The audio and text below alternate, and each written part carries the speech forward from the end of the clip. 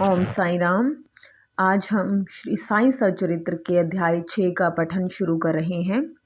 श्री साई सचरित्र अध्याय 6। रामनवमी उत्सव, मस्जिद का जीर्णोद्धार, गुरु के कर स्पर्श की महिमा, चंदन समारोह, उर्स और रामनवमी का समन्वय, मस्जिद का जीर्णोद्धार, गुरु के कर स्पर्श के गुण। गुरु के कर स्पर्श के गुण। जब सद्गुरु ही नाव के खिवैया हैं, तो वे निश्चय ही कुशलता तथा सरलता पूर्वक इस भव सागर के पार उतार देंगे। सद्गुरु शब्द का उच्चारण करते ही मुझे श्री साईं की स्मृति आ रही है। ऐसा प्रतीत होता है मानो वे स्वयं मेरे सामने खड़े हैं और मेरे मस्तक पर उदी लगा रहे हैं। देखो देखो, वे अब अपना वरद हस्त उठाकर मेरे मस्तक पर रख रहे हैं। अब मेरा हृदय आनंद से भर गया है। मेरे नेत्रों से प्रेमाश्रु बह रहे हैं। सद्गुरु के कर स्पर्श की शक्ति महान आश्चर्यजनक है। लिंग सूक्ष्म शरीर जो संसार को भस्म करने वाली अग्नि से भी नष्ट नहीं होता है, वह गुरु के कर स्पर्श से पल भर में नष्ट हो जाता है।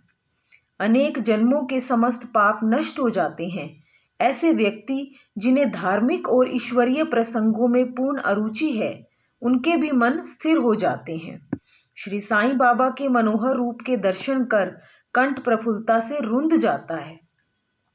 आंखों से अश्रु धारा प्रवाहित होने लगती है और जब हृदय भावों से भर जाता है, तब सौंड भाव की जागृति होकर आत्मानुभव के आनंद का आभास होने लगता है।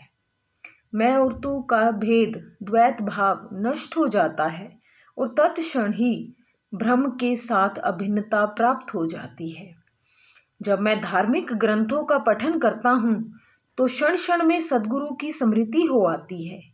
बाबा राम या कृष्ण का रूप धारण कर मेरे सामने खड़े हो जाते हैं और स्वयं अपनी जीवन कथा मुझे सुनाने लगते हैं। अर्थात जब मैं भागवत का श्रवण करता हूँ, तब बाबा श्री कृष्ण का स्वरूप धारण कर लेते हैं और तब मुझे ऐसा प्रतीत होने लगता है कि वे ही भागवत या भक्तों के कल्याणार्थ उद्धव गीता सुना रहे हैं। जब कभी भी मैं किसी से वार्तालाप किया करता हूँ, तो मैं बाबा की कथाओं को ध्यान में लाता हूँ, जिससे उनका उपयुक्त अर्थ समझाने में सफल हो सकूं। तब एक शब्द या वाक्य की रचना भी नहीं कर पाता हूँ, परंतु जब वे स्वयं कृपा कर मुझसे लिखवाने लगते हैं, तब फिर उसका कोई अंत नहीं होता। जब भक्तों में अहंकार की वृद्धि होने लगती है, तो वे शक्ति प्रदान कर उसे अहंकार शून्य बनाकर अंतिम ध्येय की प्राप्ति करा देते हैं तथा उसे संतुष्ट कर अक्षय सुख का अधिकारी बना देते हैं। जो बाबा का नमन कर अनन्य भाव से उनकी शरण में जाता है, उसे फिर कोई साधना करने की आवश्यकता नहीं है। धर्म, अर्थ, काम और मोक्ष उसे सहज ही प्राप्त हो जाते हैं। ईश्वर के पास पहुंचने के 4 मार्ग हैं: कर्म, ज्ञान, योग और भक्ति। इन सब में भक्ति मार्ग अधिक कंटकाकीर्ण, गड्ढों और खाइयों से परिपूर्ण है। यदि सद्गुरु पर विश्वास कर गड्ढों और खाइयों से बचते हुए और पदानुक्रमण करते हुए सीधे अग्रसर होते जाओगे, तो तुम अपने ध्येय अर्थात ईश्वर तक आसानी से पहुंच जाओगे। श्री साईं बाबा ने निश्चयात्मक स्वर में कहा है कि स्वयं ब्रह्म और उनकी विश्व को उत्पत्ति, रक्षण और लय करने आदि की भिन्न भिन्न शक्तियों के पृथकत्व में भी एकत्व है। इसे ही ग्रंथकारों ने दर्शाया है। भक्तों के कल्याणार्थ श्री साईं बाबा ने स्वयं जिन वचनों से आश्वासन दिया था, उनको नीचे उद्धृत किया जाता है। मेरे भक्तों के घर अन्न तथा वस्त्रों का कभी अभाव नहीं होगा। यह मेरा वैशिष्ट्य है कि जो भक्त मेरी शरण आ जाते हैं और अंतःकरण से मेरे उपासक हैं, उनके कल्याणार्थ मैं सदैव चिंतित रहता हूँ। कृष्ण भगवान ने भी गीता में यही समझाया है। इसलिए भोजन तथा वस्त्र के लिए अधिक चिंता न करो। यदि कुछ मांगने की अभिलाषा है तो ईश्वर को ही मांगो। सांसारिक मान व उपाधियां त्याग कर ईश कृपा तथा अभय दान प्राप्त करो और उन्हीं के द्वारा सम्मानित हो। सांसारिक साधनों से कुपथगामी मत बनो। अपने इष्ट को दृढ़ता से पकड़े रहो। समस्त इंद्रियों और मन को ईश्वर चिंतन में प्रवृत्त रखो। किसी पदार्थ से आकर्षित न हो। सदैव मेरे स्मरण में मन को लगाए रखो ताकि वह देह, संपत्ति व ऐश्वर्य की ओर प्रवृत्त न हो। तब चित्त स्थिर, शांत व निर्भय हो जाएगा। इस प्रकार की मन स्थिति प्राप्त होना इस बात का प्रतीक है कि वह सुसंगति में है। यदि चित्त की चंचलता नष्ट न हुई तो उसे एकाग्र नहीं किया जा सकता। बाबा के उपयुक्त शब्दों को उद्धृत कर ग्रंथकार शिरडी के रामनवमी उत्सव का वर्णन करता है। शिरडी में मनाए जाने वाले उत्सवों में रामनवमी अधिक धूमधाम से मनाई जाती है। अतएव इस उत्सव का पूर्ण विवरण जैसा कि साईं लीला पत्रिका 1925 के पृष्ठ 197 पर प्रकाशित हुआ था, यहाँ संक्षेप में दिया जाता है। प्रारंभ। कोपर गांव में श्री गोपाल राव गुण नाम के एक इंस्पेक्टर थे।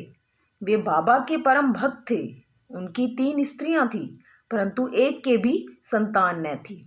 श्री साईं बाबा की कृपा से उन्हें एक पुत्र रत्न की प्राप्ति हुई। इस हर्ष के उपलक्ष्य में सन 1897 में उन्हें विचार आया कि शिरडी में मेला अथवा उर्स भरवाना चाहिए। उन्होंने यह विचार शिरडी के अन्य भक्त तात्या पाटिल, दादा कोते पाटिल और माधव राव के समक्ष विचारणार्थ प्रकट किया। उन सभी को यह विचार अति रुचिकर प्रतीत हुआ तथा उन्हें बाबा की भी स्वीकृति और आश्वासन प्राप्त हो गया। उर्स भरने के लिए सरकारी आज्ञा आवश्यक थी। इसलिए एक प्रार्थना पत्र कलेक्टर के पास भेजा गया, परंतु ग्राम कुलकर्णी पटवारी के आपत्ति उठाने के कारण स्वीकृति प्राप्त न हो सकी। परंतु बाबा का आश्वासन तो प्राप्त हो ही चुका था, अतः पुनः प्रयत्न करने पर स्वीकृति प्राप्त हो गई। बाबा की अनुमति से रामनवमी के दिन उर्स भरना निश्चित हुआ।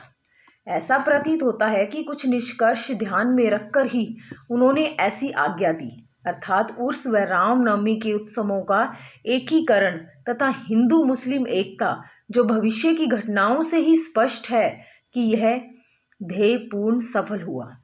प्रथम बाधा तो किसी प्रकार हल हुई। अब द्वितीय कठिनाई जल के अभाव की उपस्थित हुई। शिरडी तो एक छोटा सा ग्राम था और पूर्व काल से ही वहां जल का अभाव बना रहता था। गांव में केवल 2 कुएं थे, जिनमें से एक तो प्राय सूख जाया करता था और दूसरे का पानी खारा था। बाबा ने उसमें फूल डालकर उसके खारे जल को मीठा बना दिया, लेकिन एक कुएं का जल कितने लोगों को पर्याप्त हो सकता था। इसलिए तात्या पाटिल ने बाहर से जल मंगवाने का प्रबंध किया। लकड़ी व बांसों की कच्ची दुकानें बनाई गई तथा कुश्तियों का भी आयोजन किया गया। गोपाल राव गुण के एक मित्र दामू अन्ना कासार अहमदनगर में रहते थे। वे भी संतानहीन होने के कारण दुखी थे। श्री साईं बाबा की कृपा से उन्हें भी एक पुत्र रत्न की प्राप्ति हुई थी। श्री गुंड ने उनसे एक ध्वज देने को कहा। एक ध्वज जागीरदार श्री नाना साहेब निमोरकर ने भी दिया। ये दोनों ध्वज बड़े समारोह के साथ गांव में से निकाले गए और अंत में उन्हें मस्जिद, जिसे बाबा द्वारका माई के नाम से पुकारते थे, उसके कोनों पर फहरा दिया गया। यह कार्यक्रम अभी भी पूर्वतः ही चल रहा है। चंदन समारोह। इस मेले में एक अन्य कार्यक्रम का भी श्री गणेश हुआ, जो चंदनोत्सव के नाम से प्रसिद्ध है। यह कोरहल के एक मुस्लिम भक्त श्री अमीर शक्कर दलाल के मस्तिष्क की सूझ थी। प्राय इस प्रकार का उत्सव सिद्ध मुस्लिम संतों के सम्मान में ही किया जाता है। बहुत सा चंदन घिसकर और बहुत सी चंदन धूप थालियों में भरी जाती है तथा लोबान जलाते हैं और अंत में उन्हें मस्जिद में पहुंचाकर जुलूस समाप्त हो जाता है।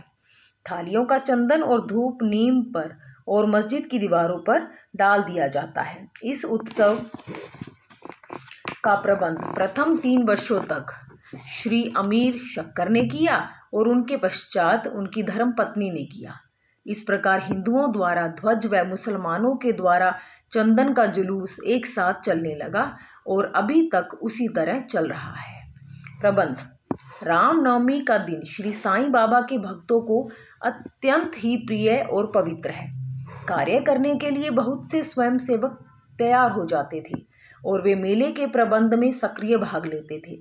बाहर के समस्त कार्यों का भार तात्या पाटिल और भीतर के कार्यों को श्री साईं बाबा की एक परम भक्त महिला राधा कृष्ण माई संभालती थी।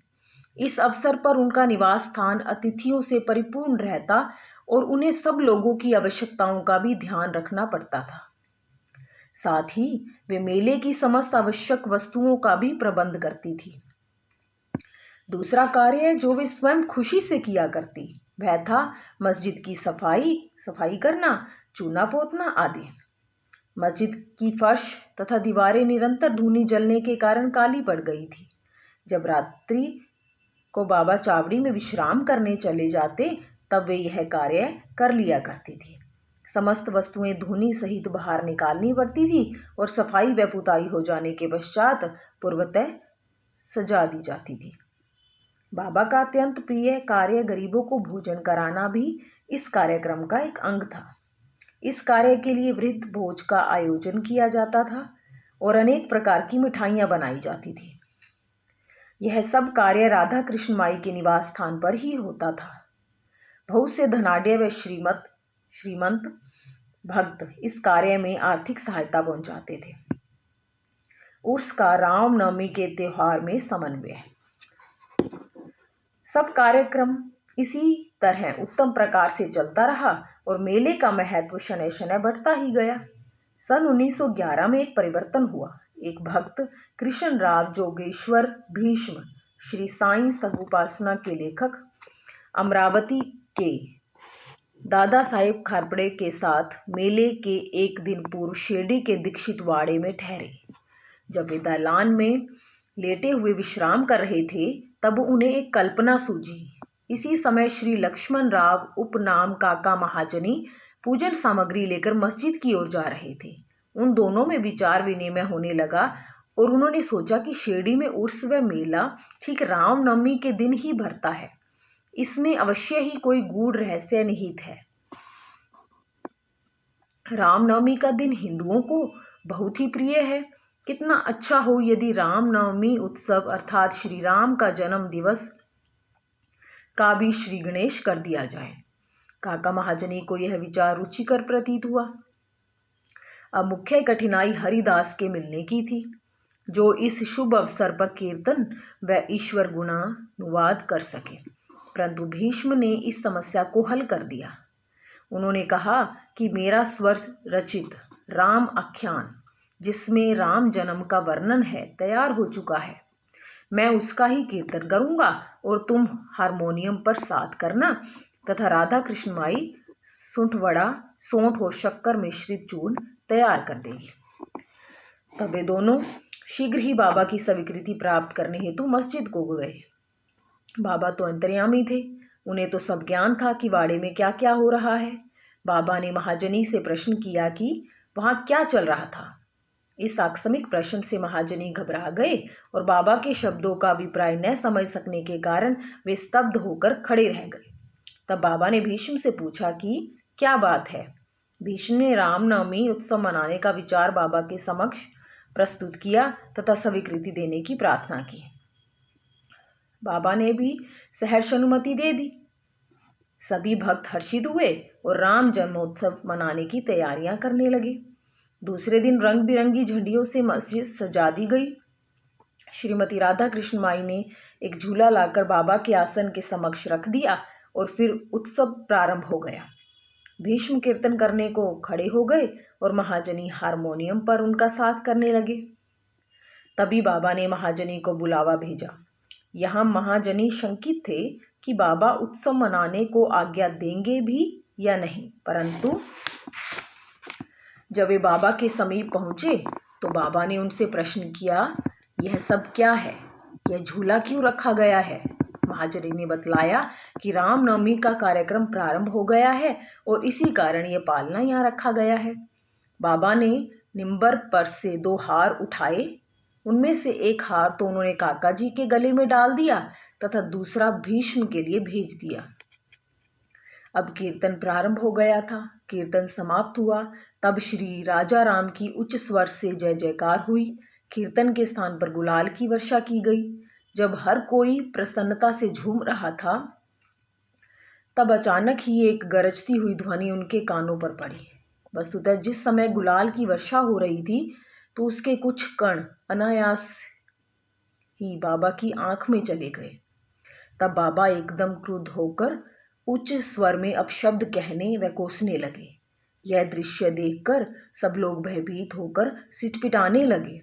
बाबा के स्वभाव से भली भांति परिचित अंतरंग भक्त भला इन अपशब्दों का कब बुरा मानने वाले थे। बाबा के इन शब्दों तथा वाक्यों को उन्होंने आशीर्वाद समझा। उन्होंने सोचा कि आज राम का जन्मदिन है, अतः रावण का नाश, अहंकार एवं दुष्ट प्रवृत्ति रूपी राक्षसों के संहार के लिए बाबा को क्रोध उत्पन्न होना सर्वथा उचित ही है। इसके साथ साथ उन्हें यह विदित था कि जब कभी भी शिरडी में कोई नवीन कार्यक्रम रचा जाता है तब बाबा इसी प्रकार कुपित हो ही जाया करते थे। इसलिए वे सब स्तब्ध ही रहे। इधर राधा कृष्ण माई भी भयभीत थी कि कहीं बाबा झूला न तोड़ फोड़ डाले। इसलिए उन्होंने काका महाजनी से झूला हटाने के लिए कहा, परंतु बाबा ने ऐसा करने से उन्हें रोका। कुछ समय पश्चात बाबा शांत हो गए और उसी दिन की महापूजा और आरती का कार्यक्रम समाप्त हो गया। उसके बाद काका महाजनी ने बाबा से झूला उतारने की अनुमति मांगी, परंतु बाबा ने अस्वीकृत करते हुए कहा कि अभी उत्सव संपूर्ण नहीं हुआ है। अगले दिन गोपाल काला उत्सव मनाया गया, जिसके पश्चात बाबा ने झूला उतारने की आज्ञा दे दी। उत्सव में दही मिश्रित पोहा एक मिट्टी के बर्तन में लटका दिया जाता है और कीर्तन समाप्त होने पर वह बर्तन फोड़ दिया जाता है और प्रसाद के रूप में वह पोहा सबको वितरित कर दिया जाता है, जिस प्रकार की श्री कृष्ण ने ग्वालों के साथ किया था। रामनवमी उत्सव इसी तरह दिन भर चलता रहा। दिन के समय 2 ध्वजों का जुलूस और रात्रि के समय चंदन का जुलूस बड़ी धूमधाम और समारोह के साथ निकाला गया। इस समय के पश्चात ही उर्स रामनवमी में परिवर्तित हो गया। अगले वर्ष सन 1912 से रामनवमी के कार्यक्रमों की सूची में वृद्धि होने लगी। श्रीमती राधा कृष्ण माई ने चैत्र की प्रतिपदा से नाम सप्ताह प्रारंभ कर दिया। लगातार दिन रात 7 दिन तक भगवत नाम लेना नाम सप्ताह कहलाता है। सब भक्त इसमें बारी बारी से भाग लेते थे। वे भी प्रातःकाल सम्मिलित हो जाया करती थी। देश के सभी भागों में रामनवमी का उत्सव मनाया जाता है। इसलिए अगले वर्ष हरिदास के मिलने की कठिनाई पुनः उपस्थित हुई, परंतु उत्सव के पूर्व ही यह समस्या हल हो गई। 5-6 दिन पूर्व श्री महाजनी की बाला बुआ से अकस्मात भेंट हो गई। बुआ साहिब आधुनिक तुकाराम के नाम से प्रसिद्ध थे और इस वर्ष कीर्तन का कार्य उन्हें ही सौंपा गया। अगले वर्ष सन 1913 में श्री हरिदास सातारा जिले के बाला बुआ सातारकर वृद्ध सिद्ध कवटे ग्राम में प्लेग का प्रकोप होने के कारण अपने गांव में हरिदास का कार्य नहीं कर सकते थे। इस वर्ष वे शिरडी में आए।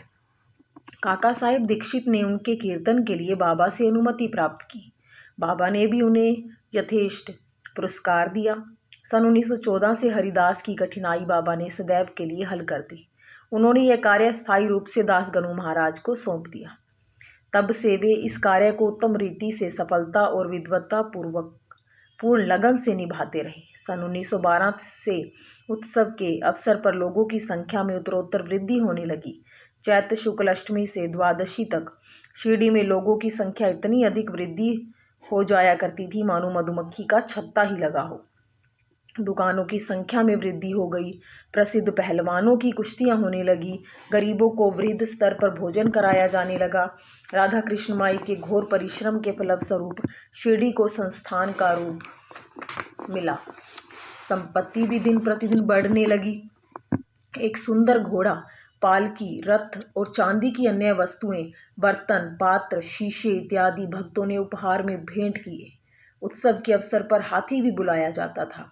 यद्यपि संपत्ति बहुत बड़ी, परंतु बाबा उन सबसे सदा निरपेक्ष ही रहते थे।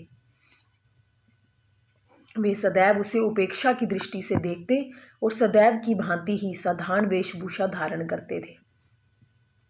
यह ध्यान देने योग्य है कि जुलूस तथा उत्सव में हिंदू और मुसलमान दोनों ही साथ साथ कार्य करते थे, परंतु आज तक न उनमें कोई विवाद हुआ और न ही कोई मतभेद ही। पहले पहल तो लोगों की संख्या 5000 से 7000 के लगभग ही होती थी, परंतु किसी किसी वर्ष तो यह संख्या 75,000 तक पहुंच जाती थी। फिर भी न कभी कोई बीमारी फैली और न ही कोई दंगा हुआ। मस्जिद का जीर्णोद्धार।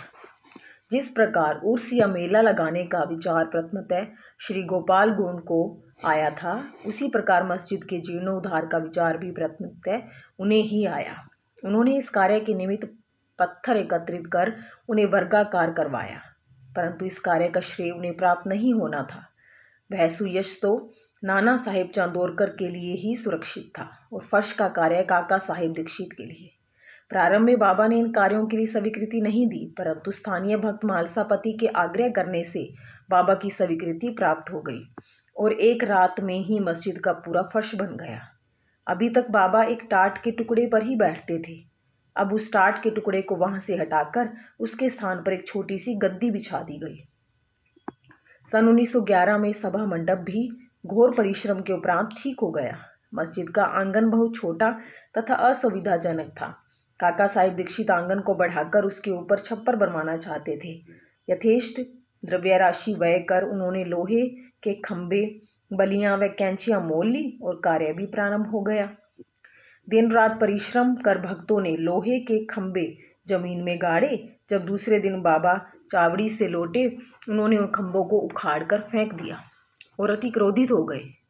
वे एक हाथ से खंभा पकड़कर उसे उखाड़ने लगे और दूसरे हाथ से उन्होंने तात्या का साफा उतार लिया और उसमें आग लगाकर गड्ढे में फेंक दिया।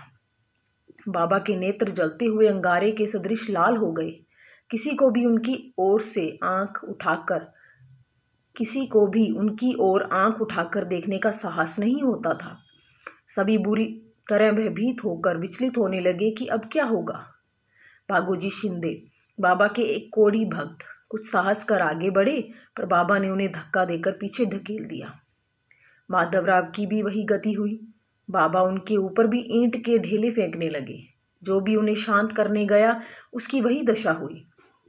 कुछ समय के पश्चात क्रोध शांत होने पर बाबा ने एक दुकानदार को बुलाया और एक जरीदार साफा खरीदकर अपने हाथों से उसे तात्या के सिर पर बांधने लगे, जैसे उन्हें विशेष सम्मान दिया गया हो।